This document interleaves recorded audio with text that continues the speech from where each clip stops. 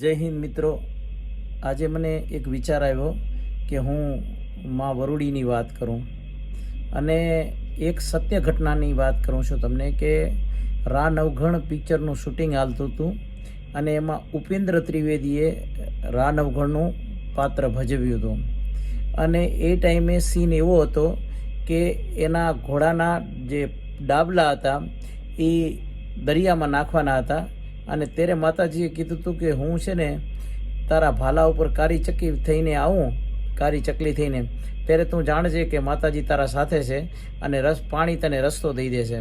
એ shooting વખતે બધાએ મૂંઝાણા કે હવે આ સીન ક્યાંથી લઈ આવું. ત્યારે ઉપેન્દ્ર ત્રિવેદીએ કીધું કે હું બ્રાહ્મણ છું અને હું મારા ઘોડાઓને આ રીતે અહીંયા કને આ પાણીમાં નાખું છું, જોઈએ માતાજી આવે છે કે નહીં. પણ મા જગદંબા ત્યારે શૂટિંગ વખતે પણ કારી ચકલી બનીને આવી હતી. જય માતાજી.